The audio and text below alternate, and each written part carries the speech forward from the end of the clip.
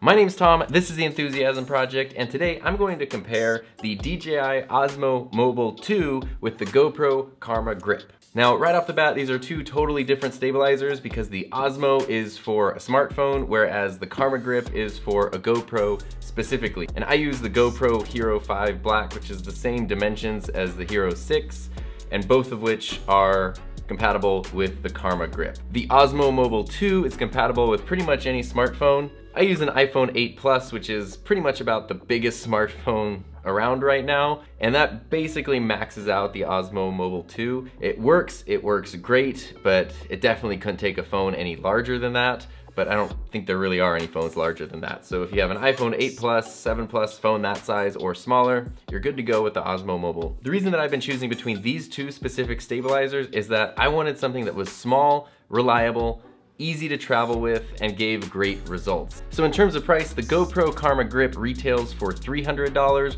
whereas the DJI Osmo Mobile 2 retails for $140. So the real question is, are you getting twice the stabilizer for twice the price with the GoPro Karma Grip? And spoiler alert, no, not even close at all.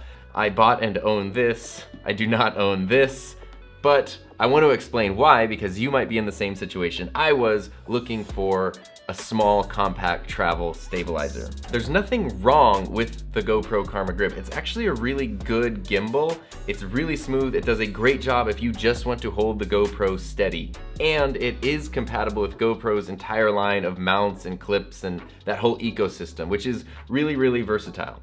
The problem is it should cost $100 max. It has a 2-hour battery life. It doesn't really have any special features. It doesn't even have a controller to like point it around. It's just a stabilizer. That's it. $300.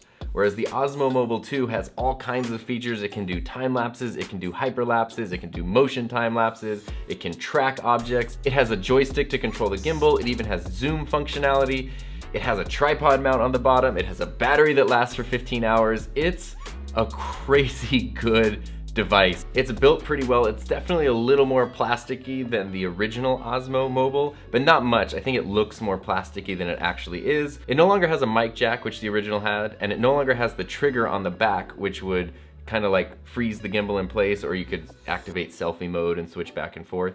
It has a button on the front which kind of took those functions, and it works really, really well. It did add a zoom control on the side, so if you're using the DJI app, you can actually zoom in with your camera, which works shockingly well. You can even get that vertigo effect if you're zooming while moving towards or away from your subject, which is pretty cool. And then the phone basically just kind of clips right in. You can then adjust the balance by sliding the mount back and forth until the phone pretty much stays level before you turn it on.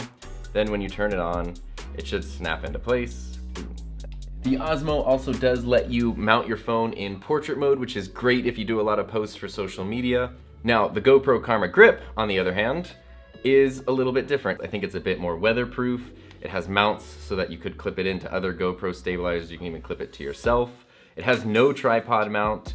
It charges with USB. The battery life, again, is only 2 hours, whereas this is 15 hours. That's a massive difference. Just turn on the power button. It'll also activate the GoPro. And then it's basically just a stabilizer.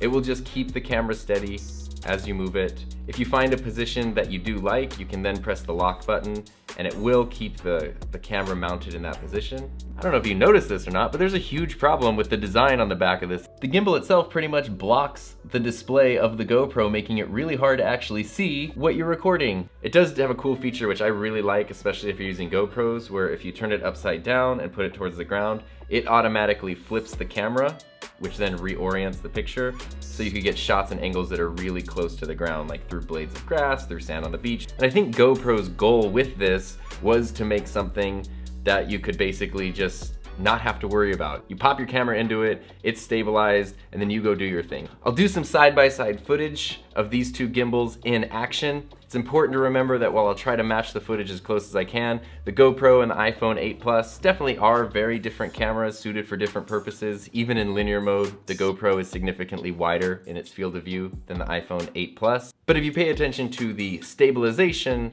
They're both really good. They do keep the cameras very, very stable. The difference is when you go beyond that and you want more control over the stabilization, or you want to do anything that's a little more feature rich like a hyperlapse or a motion time lapse, the Karma Grip can't do that at all. So the reason that I wanted to make this comparison, even though it seems a little bit silly because it's two totally different camera systems when you really get down to it, is that I didn't know any better when I started looking at gimbals. I had my GoPro, I really love my GoPro, and I figured why not buy the GoPro stabilizer for my GoPro camera.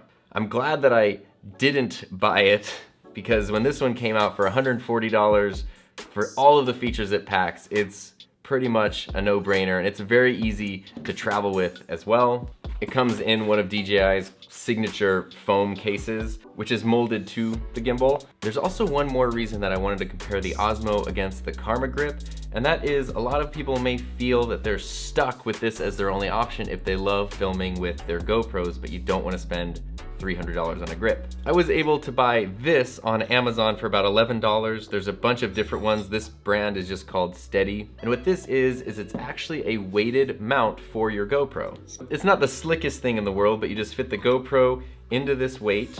You take this little bracket and then mount it with these screws. It makes your GoPro the size of a smartphone, and the added weight on this side balances out the weight of the GoPro itself. And you mount this the same way you would mount your smartphone, and now you have your GoPro mounted to the Osmo Mobile. You are able to see the entire rear display of the GoPro. It is possible, since the GoPro has a really wide field of view, to sometimes get this part of the gimbal in the shot, which is, you know, a little bit frustrating. It also mounts the GoPro in a place where the mode button is blocked, so you have to turn it on before you mount the GoPro.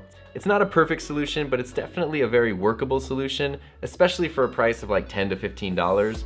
It really then gives you the flexibility to use the Osmo Mobile 2 on your phone and your GoPro, whatever you need at the given time. So it makes it an even more flexible gimbal. So if you're like me and you've been looking for a small, compact stabilizer, definitely look at all of the options and see which is the best for you at the best price point. The technology is really developing to a point where the prices are coming down to be quite low. In the meantime, if you have not subscribed to this channel yet, please do so. I don't know what you're waiting for. Get new videos and live streams every single week. Let me know what you think in the comments below, and of course, I will see you guys next time.